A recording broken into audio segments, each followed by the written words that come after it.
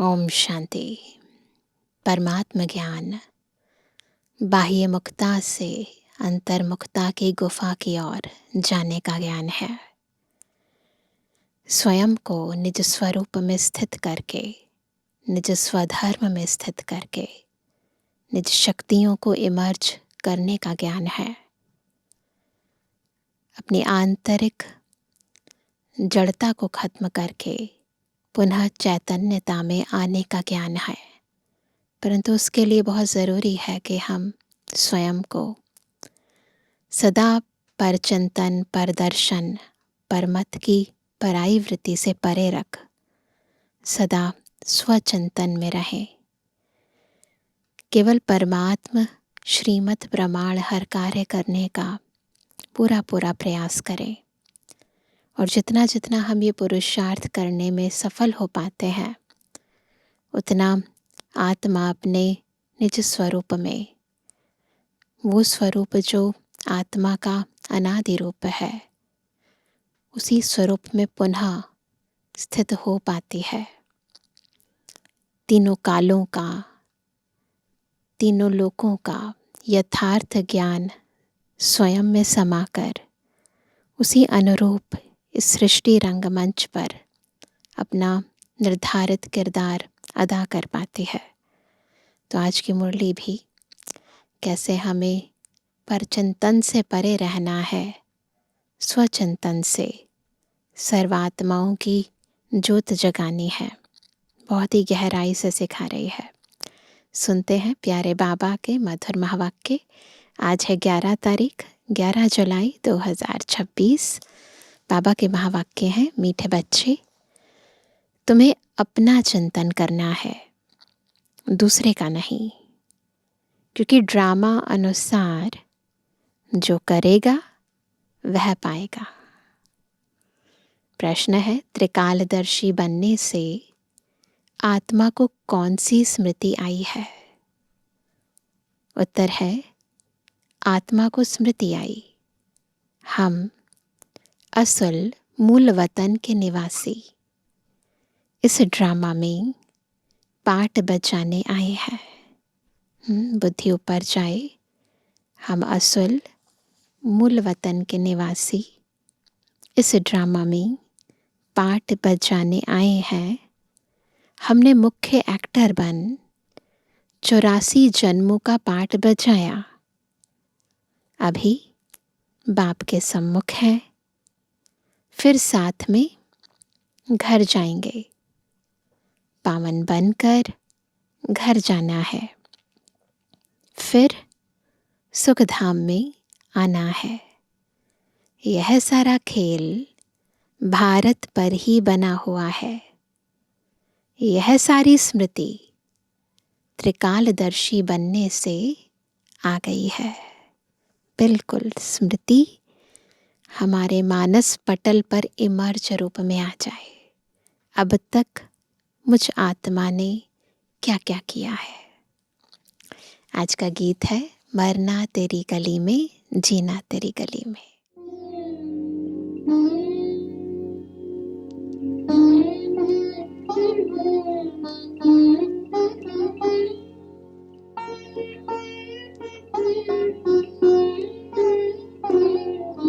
मरना तेरी गली में, मरना तेरी गली में, जीना तेरी गली में, मरना तेरी गली में, जीना तेरी गली में, मरना तेरी गली में।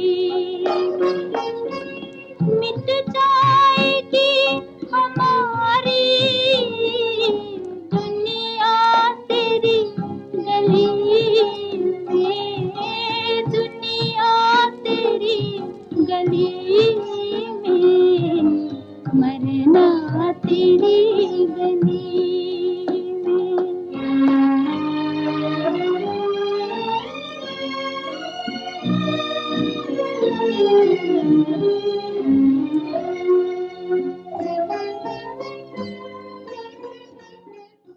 ओम शांति। यह गीत किसने गाया? बच्चों ने। क्या कहते हैं बच्चे? बाबा, अभी तो आपके गले का ही हार बनना है। यह शरीर तो यहाँ ही छोड़ देना है। आत्मा शरीर छोड़ेगी, परम धाम में जाएगी, बाबा के गले का हार बन जाएगी, है ना। बच्चे जानते हैं शांति धाम व निर्वाण धाम में बाप और हम बच्चे आत्माएं रहते हैं। अब बाप घड़ी घड़ी कहते हैं, अपने को आत्मा निश्चय करो। तुम जानते हो, हम आत्माएं बाप के साथ निर्वाण धाम में रहने वाले थे। जानते हैं ना सभी? बिल्कुल, जैसे जैसे बाबा बोलता जाए, हम अपने आप को वहाँ उसी स्थिति में स्थित करते जाएं। फिर यह शरीर धारण कर 84 जन्मों का चक्र लगाया है। बच्चे जानते हैं, हम बरोबर परम धाम के निवासी हैं। बुद्धि बार बार ऊपर चलती जाए। अब फिर बाबा आए हैं, तुम बैठे हो, देखते हो बाबा सामने बैठे हैं। यहाँ है लौकिक शरीर के संबंध। हम असुल आत्माएं थी। इस दुनिया में देह के संबंध है, परंतु असली में हम आत्माएं थी। फिर लौकिक संबंध में सुख का और दुख का जीवन बिताया। अभी तुम आत्माएं त्रिकालदर्शी बनी हो। तीनों कालों का ज्ञान आ गया ना। बाप भी तीनों कालों, तीनों लोकों को जानने वाला है। तुम भी जानते हो, परंतु नंबरवार पुरुषार्थ अनुसार।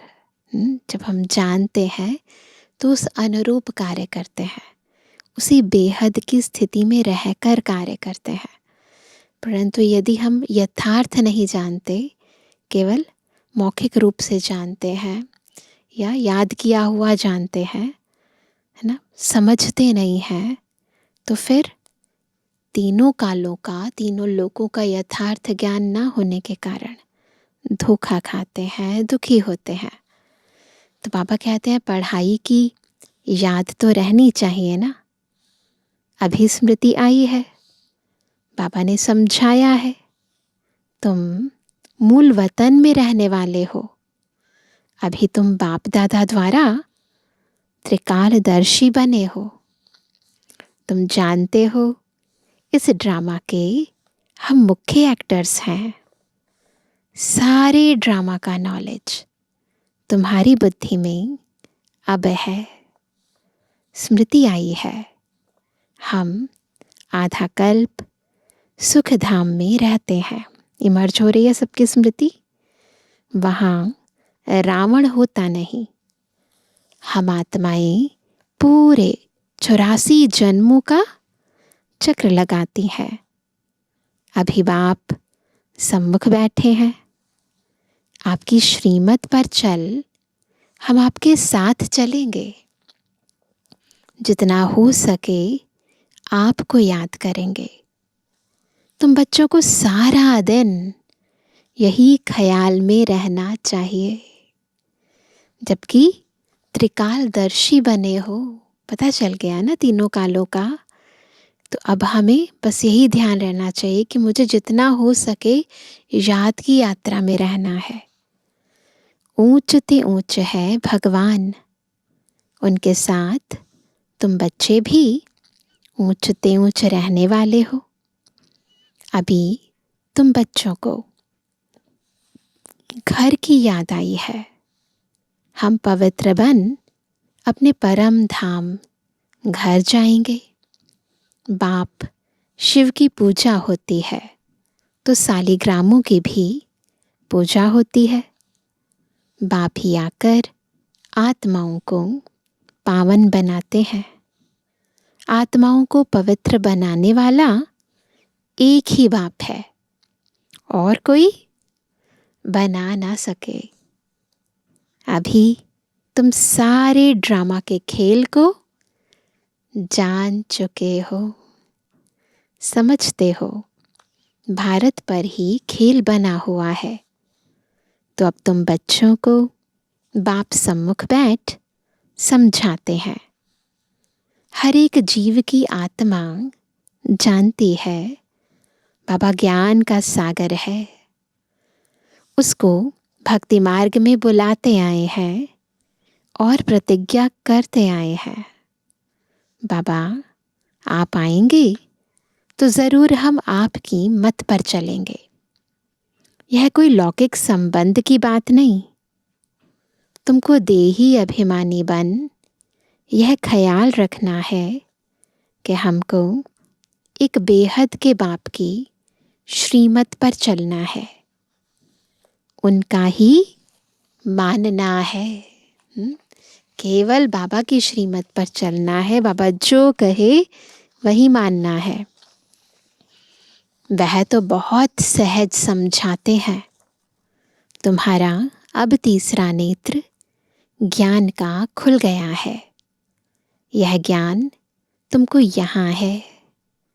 मूल वतन में बाप और बच्चे रहते हैं, वहाँ यह किसको पता नहीं रहता।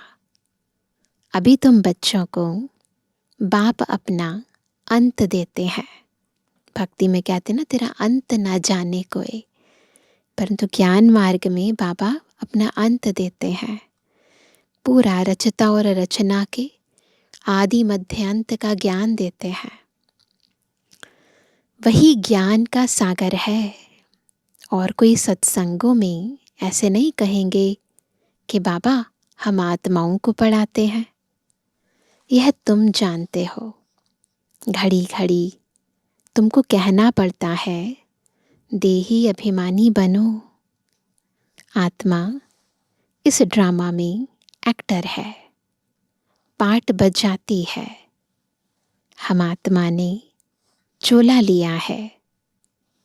वह एक्टर्स कपड़े बदलते हैं। तुम आत्माएं निराकारी दुनिया से यहाँ आकर यह शरीर रूपी चोला लेती हो, ये वस्त्र धारण करते हैं। वह सिर्फ अपने कपड़े बदलते हैं। हम आत्माओं को बाबा फिर से आकर राजयोग सिखला रहे हैं। अब तुम बच्चे समझते हो बाबा आया हुआ है, तो ज़रूर हम बाबा के मददगार बनेंगे। पवित्र बन और सारे भारत को पवित्र बनाएंगे। हमको श्रीमत पर ही चलना है। श्रीमत कहती है बाप को याद करना है। जो करेंगे वह पाएंगे। सब तो नहीं आकर पुरुषार्थ करेंगे। जिन्होंने कल्प पहले पुरुषार्थ किया है वही करेंगे। किया है ना, सभी ने पुरुषार्थ किया है। अभी वापस जाना है, इसलिए पुरुषार्थ कर पवित्र ज़रूर बनना है। क्योंकि जहाँ जाना है ना, वो पवित्र धाम है। वहाँ अपवित्रता का न अंश है न वंश है। इसलिए पवित्र बनकर जाना है। हम ऊपर मूल वतन में रहने वाले हैं। पहले पहले हम स्वर्ग में आए थे, फिर सीढ़ी नीचे उतरते आए। बुद्धि बस सीढ़ी के चित्र की ओर देखो, अपने सामने मर्ज करो। सबसे पहले हम कहाँ आए? मूल वतन के रहने वाले थे, स्वर्ग में आए, सीढ़ी नीचे उतरते आए। बाप समझाते भी भारतवासियों को है, जो मूल भारतवासी हैं। भारत में ही आते हैं, याद भी भारत में करते हैं कि आकर हमें पावन बनाओ। शरीर धारण कर हमको श्रेष्ठ कर्म सिखलाओ। ऐसे कई गीत गाते हैं, कभी राम बनकर, कभी श्याम बनकर, है ना, अलग अलग रूप धारण करके हमारे घर आओ। तो ये प्रथा भी भारत में ही है। शरीर का नाम भी गाया हुआ है। यह भाग्यशाली रथ है, भागीरथ कहते हैं ना, बाप भी कहते हैं। मैं साधारण तन में प्रवेश करता हूँ। आगे भी कहा था, तुम बच्चों को स्मृति आई है, बरोबर 5000 वर्ष पहले भी बाबा ने यही कहा था, और कोई भी यह बात बता नहीं सकते हैं। बाप ही कहते हैं 5000 वर्ष पहले भी मैंने इस शरीर में आकर तुमको समझाया था। अब फिर तुम बच्चों को कहता हूँ, आत्म अभिमानी बनो। जैसे नाटक वालों को मालूम रहता है ना, हम कौन सा वस्त्र पहनकर क्या क्या पाठ बजाते हैं, परंतु वह तो है देह अभिमानी, वो तो बॉडी कॉन्शियसनेस है ना। अलग अलग कॉस्ट्यूम पहनते हैं और अलग अलग रोल अदा करते हैं, तो वो तो बॉडी कॉन्शियसनेस है, देह अभिमानी है। यह है बेहद की बात, देही अभिमानी बनना है। हम असुल आत्मा ही है। अभी हमारा पाठ पूरा होता है, बाप सम्मुख बैठ सब कुछ तुमको समझाते हैं। यह भूल नहीं जाना है, माया कितने विघ्न डालती है। बाप समझाते हैं, बच्चे तुमको कोई भी विकर्म नहीं करना है। मनसा तूफान भल बहुत आएंगे, अपनी परीक्षा लेनी है। हमारी कर्मेंद्रियां चलायमान तो नहीं होती हैं, खुद ही खुद को चेक करें। हम काम को जीत सकते हैं, तुम्हारे लिए तो बहुत सहज है। हम आत्मा है, एक बाप के बच्चे हैं, बाप से ही योग लगाना है। कर्म इंद्रियों में चलायमानी होना, यह भी देह अभिमान हुआ ना। क्यों चलायमान होती हैं कर्म इंद्रियां? क्योंकि खुद को बॉडी समझते हैं ना। अगर सोल कॉन्शियस रहे तो कर्मेंद्रियां चलायमान ना होना। तुमको कोई से भी डरना नहीं है, निर्भय बनना है। परंतु कब बनेंगे? जब अपने को आत्मा समझेंगे कि आत्मा अजर अमर अविनाशी है, शरीर विनाशी है। तो जब खुद को विनाशी समझते हैं तो डर लगता है, कभी खत्म ना हो जाए, कहीं से चोट ना लग जाए, है ना। कभी भी कहाँ जाओ तो साक्षी हो देखना है। हम तो आत्मा है। इस खेल को तुम पूरा जान गए हो। ऊंच ते ऊंच बाप है, यह बुद्धि में आया है। उनको बिंदी कहा जाता है। निराकारी दुनिया में आत्माओं का झाड़ है। बुद्धि में लेकर आए निराकारी दुनिया, परम धाम में आत्माओं का झाड़। बीज से झाड़ निकलता है, फिर नंबरवार पत्ते आते हैं। यह भी ऐसे है, ऊपर से नंबरवार आत्माएं आती हैं। आत्मा प्रवेश कैसे करती है, निकलती कैसे है, यह कोई देख ना सके। इन आँखों से तो नहीं देख सकते, है ना। कोई भी ऐसी चीज़ जिसकी हदें हैं, आँखों की हदें हैं, लिमिटेशन है, तो उससे बेहद की चीज़ को नहीं देख सकते। तो बाबा कहते हैं यह कोई देख ना सके। अब बाप समझाते हैं तुम्हारी आत्मा पतित हो गई है, उनको पावन बनाओ। ये सेल्फ रियलाइज कराते हैं बाबा। इन द्वारा बाप बैठ समझाते हैं। बात तो कर्मेंद्रियों से करते हैं ना, बिना मुख के तो बात नहीं कर सकते। आत्मा बिंदी इसमें नहीं होती तो कर्म इंद्रियां कुछ कर नहीं सकती। हम आत्मा भी इस देह में प्रवेश करती हैं तो कर्मेंद्रियों से कर्म कराते हैं। इस शरीर में प्रवेश नहीं करती तो फिर कर्मेंद्रियां कर्म थोड़ी ना करती। इतनी छोटी बिंदी कितनी पावरफुल है, उनमें सारी नॉलेज है। बाप ज्ञान का सागर है जो तुमको बैठ समझाते हैं। उनमें सारा ज्ञान है। यह भी उनका पाठ नूंधा हुआ है। तुम्हारी आत्मा में भी 84 जन्मों का पाठ है। तुम दुख सुख का पाठ बजाते हो। दुख में बहुत तकलीफ लेते हो। बाप कहते हैं मैं तो पुनर्जन्म में आता नहीं हूं। तुम 84 जन्म लेते हो, मैं तो नहीं लेता हूं।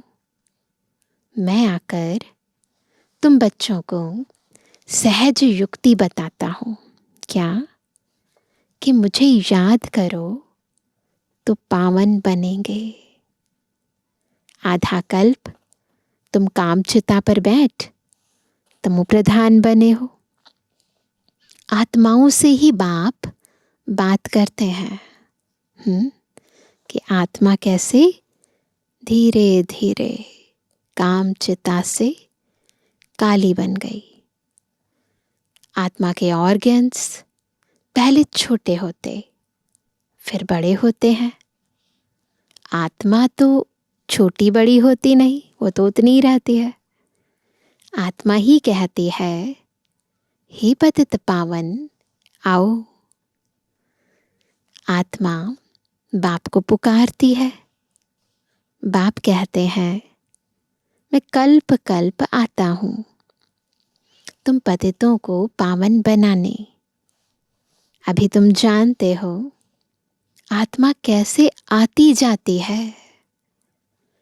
मनुष्य बहुत माथा मारते हैं, साइंटिस्ट बहुत ज़्यादा माथा मारते हैं, देखें आत्मा कैसे निकलती है, परंतु किसको पता नहीं पड़ता, क्योंकि यह है अति सूक्ष्म।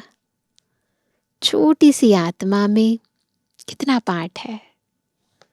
जैसे बीज में सारा ज्ञान है, वह तो बीज है जड़।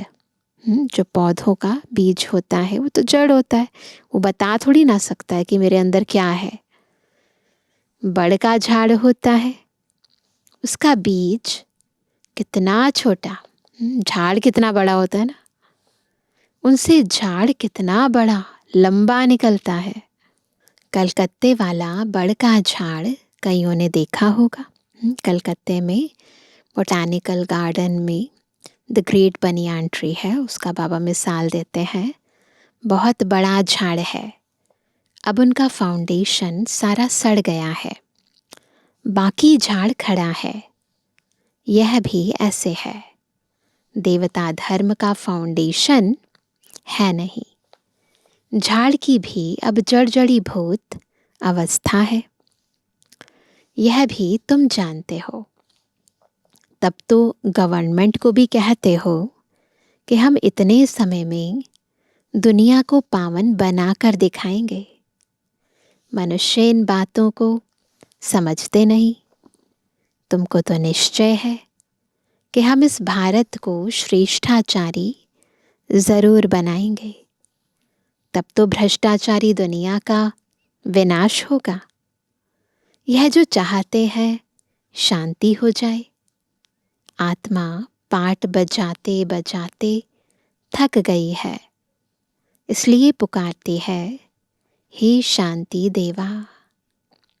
यह थोड़ी समझते हैं आत्मा शांत स्वरूप है, परंतु यहाँ आत्मा को कर्मेंद्रियों द्वारा कर्म तो जरूर करना ही है।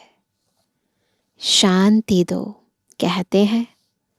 यह किसको पता नहीं है कि शांति धाम अलग है, सुख धाम अलग है। सुख धाम में बहुत थोड़े मनुष्य होते हैं। वह है ही पवित्र दुनिया। वहाँ शांति तो कोई मांगते नहीं। कर्म तो वहाँ भी करते हैं, परंतु वहाँ अशांति नहीं होती। जीवन मुक्ति धाम अथवा शांति धाम दोनों अलग हैं। सुख धाम अलग, शांति धाम अलग। सतयुग में जीवात्माओं को सुख भी है तो शांति भी है। एवर हेल्दी, वेल्दी रहते हैं। अभी तुम जानते हो स्वर्ग किसको कहते हैं। दुनिया में यह भी किसको पता नहीं है कि स्वर्ग क्या है।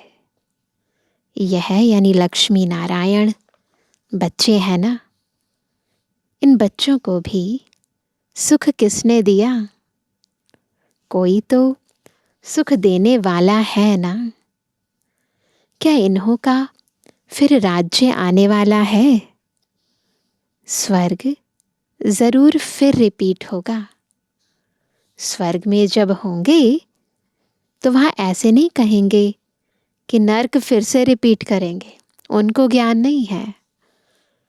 अभी कहते हो पवित्रता, सुख, शांति की नई दुनिया फिर से रिपीट होगी।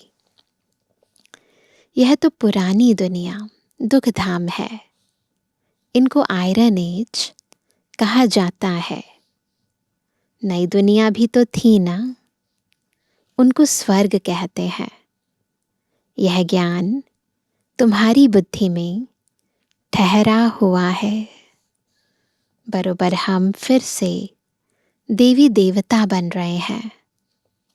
तुम्हारी एम ऑब्जेक्ट ही यह है।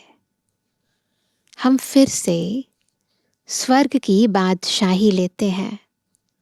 बेहद के बाप से वर्षा जरूर पाएंगे। यह अच्छी रीति याद करना है। हम आत्माएं वहाँ रहती हैं। फिर हम यहाँ आए हैं पाठ बजाने। अब स्मृति मिली है 84 जन्म कैसे लेते हैं। बाप समझाते भी तुम ब्रह्मा मुखवंशावली ब्राह्मणों को है। ब्राह्मण बनने बगैर, प्रजापिता ब्रह्मा का बच्चा बनने बगैर शिव बाबा से वर्षा कैसे लेंगे। प्रजापिता ब्रह्मा तो मशहूर है ना। ब्रह्मा द्वारा नई दुनिया की स्थापना करते हैं, तो नई दुनिया का राज्य भी जरूर उन्हों को मिला होगा। 5000 वर्ष पहले भी ब्रह्मा द्वारा विष्णुपुरी की स्थापना की थी। अब फिर रिपीट होगा।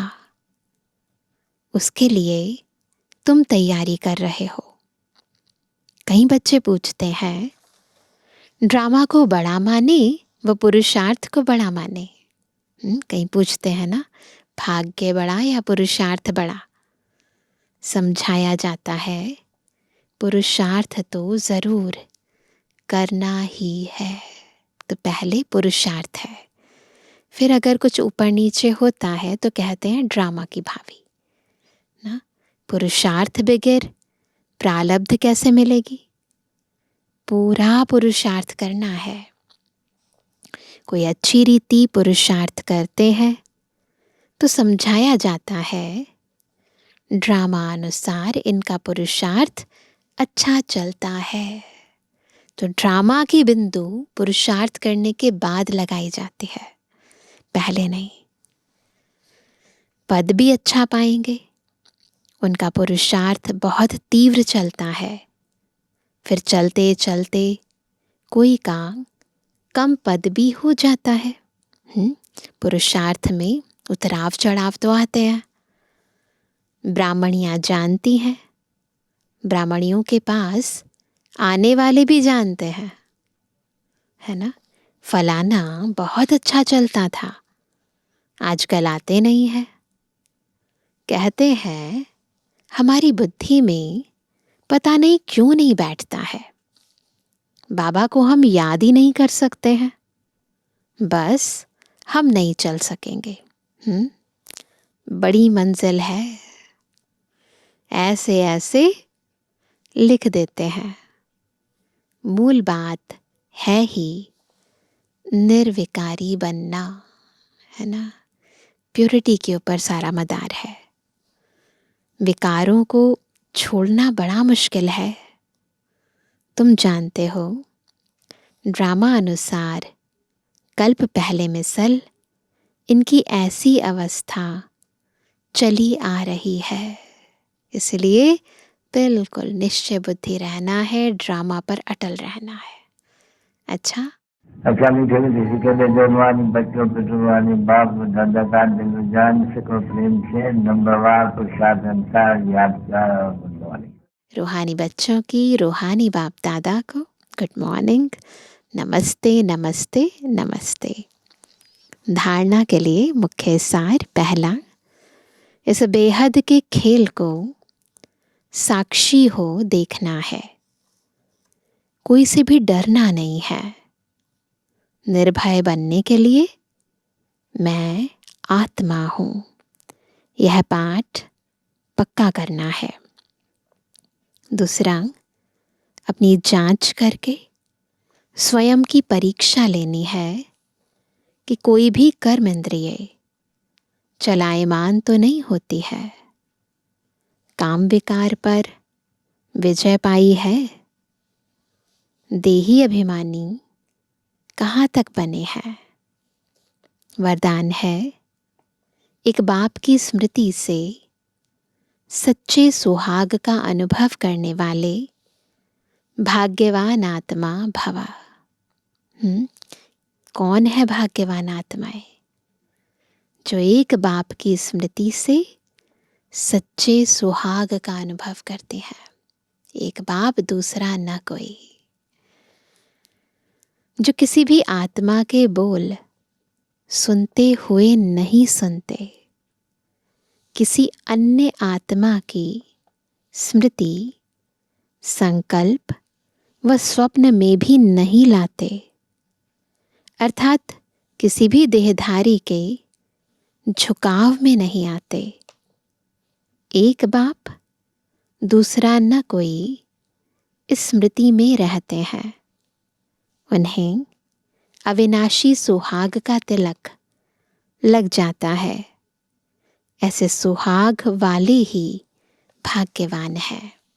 जो ऐसे सच्चे सुहाग वाले हैं, जिन्हें मन बुद्धि में एक बाबा के सिवाय और किसी की स्मृति नहीं रहती, सुनते हुए नहीं सुनते, देखते हुए नहीं देखते। बाबा कहते हैं ऐसे सच्चे सुहाग वाले ही भाग्यवान हैं। स्लोगन है, अपनी श्रेष्ठ स्थिति बनानी है तो अंतर्मुखी बन फिर बाह्य मुक्ता में आओ।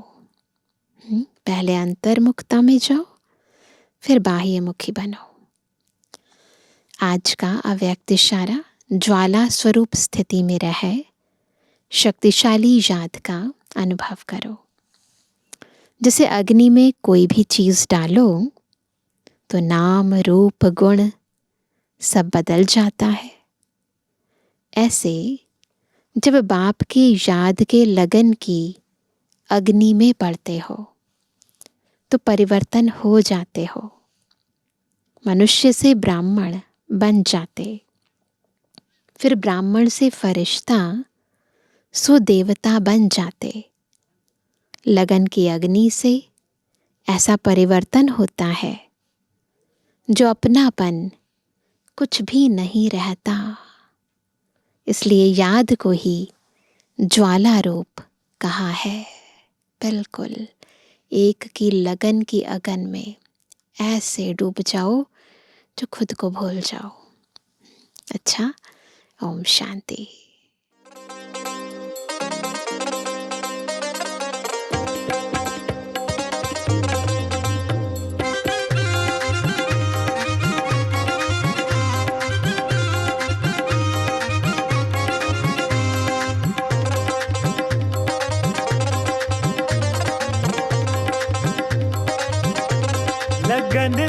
तुमसे लगा बैठे, लगन तुमसे लगा बैठे, जो होगा देखा जाएगा।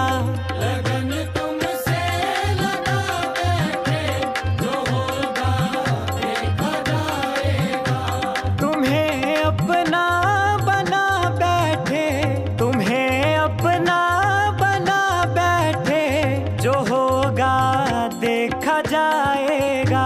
तुम्हें अपना बना बैठे, जो होगा देखा जाएगा।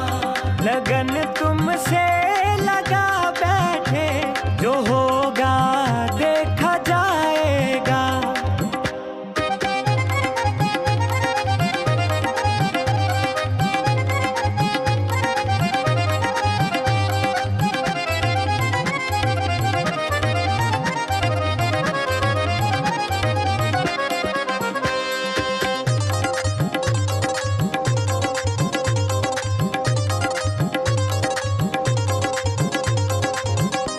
ये नैना जिस तरफ जाए, तू ही बस तू नजर आए। तू ही बस तू नजर आए, तू ही बस तू नजर आए। ये नैना जिस तरफ जाए, तू ही बस तू नजर आए।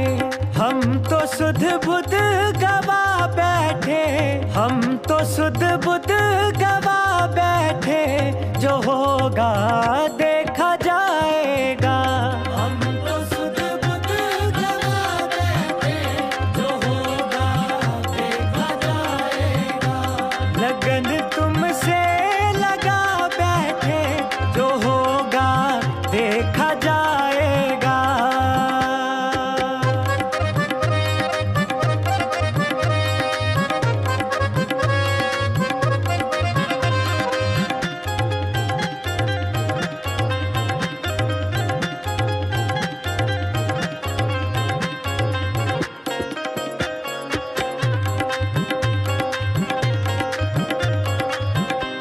तेरे संग जोड़ के नाता, मुझे कोई और ना भाता। मुझे कोई और ना भाता, मुझे कोई और ना भाता। तेरे संग जोड़ के नाता, मुझे कोई और ना भाता। खुद को तेरा समझ बैठे, खुद को तेरा समझ बैठे, जो होगा देखा जाएगा। खुद को तेरा समझ बैठे, जो होगा देखा जाएगा। लगन तुमसे लगा बैठे, जो होगा देखा जाएगा।